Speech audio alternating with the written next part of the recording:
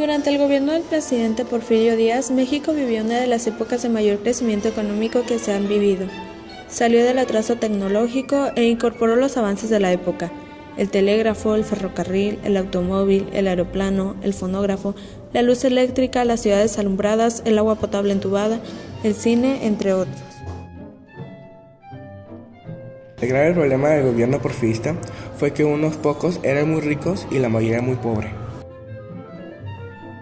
Las malas condiciones de la mayoría de la población produjeron oposición, como la huelga de Río Blanco en Veracruz o la huelga minera de Cananea en el estado de Sonora. También constancia de este malestar social lo expresaron los hermanos Flores Magón desde su periódico Regeneración y El Hijo del Ahuizote. Por eso, cuando Francisco I. Madero se lanzó a su campaña presidencial para las elecciones de 1910, concentró toda la oposición contra el gobierno de Díaz. Sin embargo, en las elecciones se cometió fraude, pero Madero rechazó el resultado y se convocó al levantamiento armado para el 20 de noviembre de aquel año de 1910.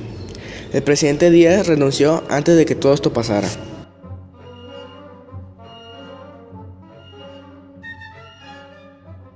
Cuando Madero llegó a la presidencia, su inexperiencia provocó que se rodeara de los viejos políticos fieles a Porfirio Díaz. No quiso atentar contra los capitales extranjeros ni mexicanos, y esto dio como resultado que su gobierno se caracterizara por la parálisis en las reformas que el país necesitaba. No mejoraron las condiciones de obreros, campesinos y peones del país.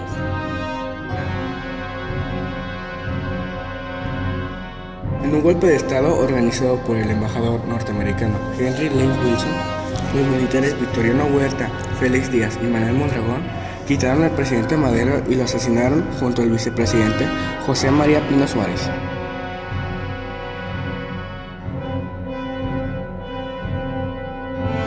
Fue entonces cuando estalló la revolución.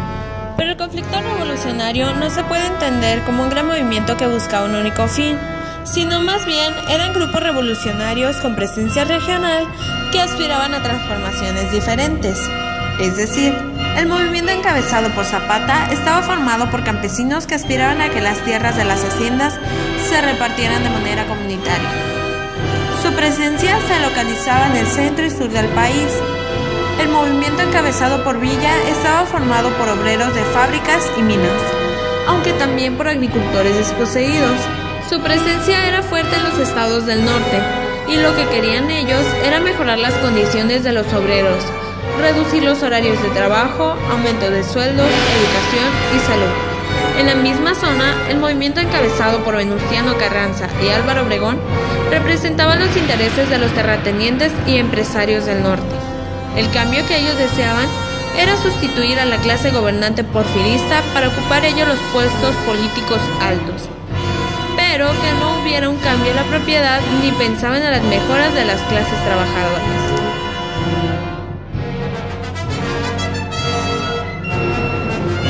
Cuando los grupos revolucionarios vencieron a Victoriano Huerta, quedó claro que sus diferencias eran muchas. En la Comisión de Aguascalientes de 1914 se reunieron para construir un acuerdo en cómo transformarían al país. Sin embargo, ese acuerdo fue imposible. Los grupos carrancistas se inclinaban en crear una constitución que no transformara la propiedad para dársela a los pobres, sino que los cambios fueran más tipo democrático, sin hacer transformaciones económicas importantes. Los villistas y zapatistas deseaban todo lo contrario, una transformación profunda de la propiedad. Eso implicaba que las clases altas redujeran un poco su propiedad para repartirla entre toda la población. A pesar de que la convención de Aguascalientes, la postura que triunfó fue la de los obreros, agricultores y campesinas. Quien quedó en la presidencia fue Venustiano Carranza. Los grupos revolucionarios se separaron, villistas y zapatistas, que querían lo mismo, se separaron de la carrancista. El único acuerdo que surgió de Aguascalientes fue que era necesario crear un congreso para que redactara la nueva constitución. La lucha se prolongó durante 6 años más. Los villistas y zapatistas lucharon contra los constitucionalistas o carrancistas. Se puede entender que esa parte de la revolución fue en realidad una lucha de clases, de campesinos, pequeños agricultores y obreros contra los empresarios, grandes comerciantes, hacendados y mineros, el pobre contra el rico. A pesar de eso, en la Constitución de 1917 se intentó construir las leyes que permitieran las mejoras para la población más pobre. Creó la educación laica y gratuita para todos los mexicanos. También se estableció claras mejoras para los obreros y campesinos, tales como el reparto agrario.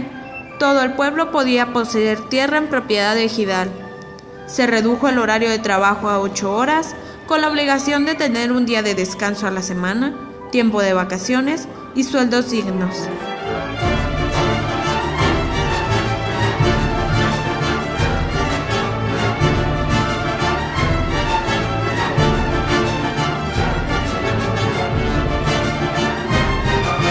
Gracias a la revolución, nuestro país tuvo muchos logros en términos sociales: la educación gratuita para todos, el servicio de salud y se creó una legislación laboral digna para los trabajadores.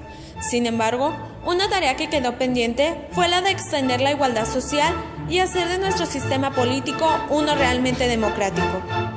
Esas tareas pendientes están en nuestras manos y dependerá de nosotros lograrlas.